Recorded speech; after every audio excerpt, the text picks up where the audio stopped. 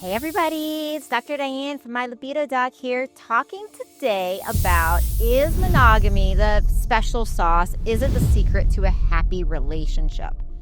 Please stay till the end, because in the end, I'm going to talk about the number one most important thing to know to decide if monogamy or an open relationship is the right thing for you.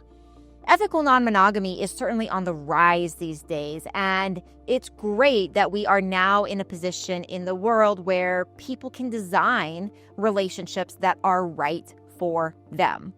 But how do we know? How do we know what is right for us? And there is not one relationship style that is right for everybody, no more than there is one healthcare plan or diet or exercise plan or person that is right for everybody, right? We all are unique. And like I said, the cool thing is that we get to design our relationship the way we want. So we're going to go through a few things to understand in thinking about if monogamy is best for you, if an open relationship is best for you. But like I said, make sure to stay till the end, because the end, I'm going to give you that most important thing that I have found to really help determine what is the right path for you. So number one thing to say as far as deciding whether to be in a relationship that is open or not, one of the things to know is that monogamy, and I'm looking at my stats here, so when it comes to the length and longevity of a relationship, what we see, statistically speaking, at this point is that when we're looking at relationships that have lasted 10 plus years, most monogamous relationships see that about 50% of them last 10 plus years. Open relationships, some stats have shown, stats from 2021 show that 15 to 25% of relationships last 10 plus years. So we can see that there's a propensity in closed marriages, in monogamous marriages or relationships, that those closed situations last longer. Now, I do think one difference for people is that sometimes people stay in marriages or in relationships, especially marriages with kids, that are not serving them, and they just stay for the sake of the kids, right? Or they just stay because they made that commitment. So one thing that I think happens in more open, non-traditional relationships and in ethical non-monogamy is that people, if they decide, this is not working, they move on. Right? And there's pros and cons of both, right? I do think there's real important things to say around, hey, there's so much beauty that comes in the length of a relationship. And sometimes I think we can give up on relationships too easily.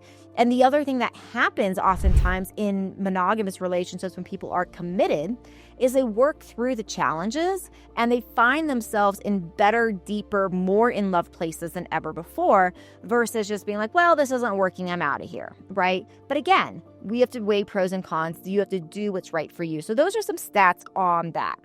One of the reasons people do choose poly is to have the freedom, to have the various connections, right? To explore sex with a lot of different partners, but also to explore emotional connection and love and intimacy with other partners. Now, Dr. Helen Fisher, who's an anthropologist, some of her research allowed her to reach a conclusion, which is monogamy is an evolutionary adaptation. Right? So she basically came to a conclusion with her research saying, hey, due to evolution, we've actually been more adapted to monogamy, that the brain is more wired for that. And there could be an element of truth to that. Another thing that we see in this conversation is that people that have more of a tendency, and I shouldn't say people, the studies have actually been done on animals, but animals have a more of a tendency to choose monogamy, have a higher amount of vasopressin receptors in their brain. Vasopressin is one of our bonding hormones and chemicals. So some of the research has theorized that if we have more vasopressin receptors in our brain, we have more of a tendency to drive to monogamy because of the impact of this hormone on our desire for bonding. Right? And so less vasopressin receptors would drive somebody more into a non-monogamous situation. Again, the point here is that we're all wired differently. And the beautiful thing is that we get to choose what's right for us. And I think that's a beautiful thing in doing for people that choose to do things like ethical non-monogamy is make it ethical, make it in with integrity. Everything's out in the open. You're not cheating, you're not lying, you're not doing any of those things. But some people truly seem to be more wired for that. Now, one of the conundrums is that there is intimacy, and the lack of intimacy is found in a few different reasons. Like there's a few different reasons for that lack of intimacy. So one is a lack of commitment. Another is infidelity, and another is conflict. These are actually three major reasons why people end long-term relationships: is lack of commitment, infidelity, and conflict. And the conundrum here is that, well, the fourth thing that often shows up on the survey for why relationship ends is lack of intimacy and sex. So we have lack of commitment, number one, infidelity, number two, conflict, number three, and four is lack of that intimacy and physical connection. And what's interesting and why I call this a conundrum is because the intimacy, the physical intimacy, the bonding, the sex, the touch, the whole process of being physically intimate, one, it creates so much of those bonding hormones that oftentimes it helps people feel more committed, right? Oftentimes people, if they're getting their love needs met, there might be less of a tendency to be cheating.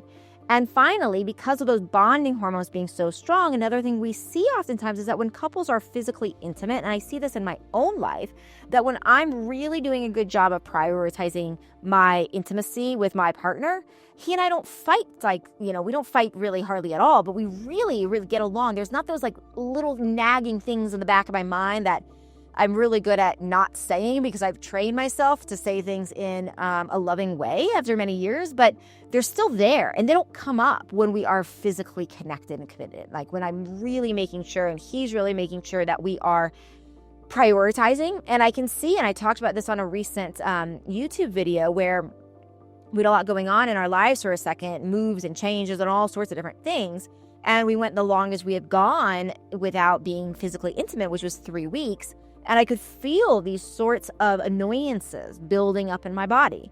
And as soon as we started connecting again, making love again, what was interesting to me is like, oh, it doesn't mean those things didn't go, it's not that they went away, but it was that, hey, I was able to see all the beautiful things that he and I have together.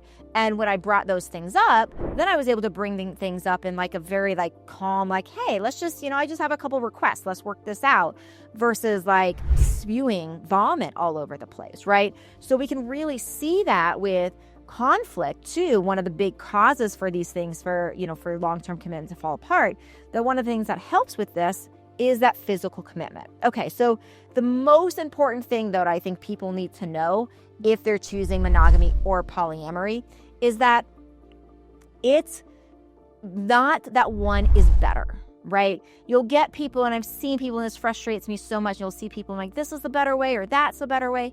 It's more around what choices do you want to have about what is easy for you and what is more challenging. So what I've seen in people that do polyamory is that one of the things that comes up, oftentimes jealousy comes up, oftentimes attachment, issues come up. But even if all those are worked through, and in many cases they are, one of the things that's challenging is you have all sorts of different personalities that come up. So you're bringing more personalities into the relationship, meaning sometimes there's more emotions that you need to navigate.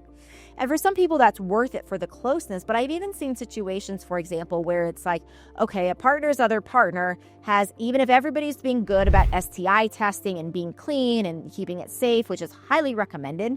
But I've seen situations where then like one person within the group of everybody integrated in their physical world, one person has some sort of run-in with somebody where condom breaks or decides not to use a condom, didn't do STI testing, something happens. And then the trickle-down effect to the rest of the community is everybody needs to talk about it. Everybody needs to come up with a plan. Everybody needs to say, okay, well, who's sleeping with who? Who's doing what? How are we staying safe? What is our plan around this?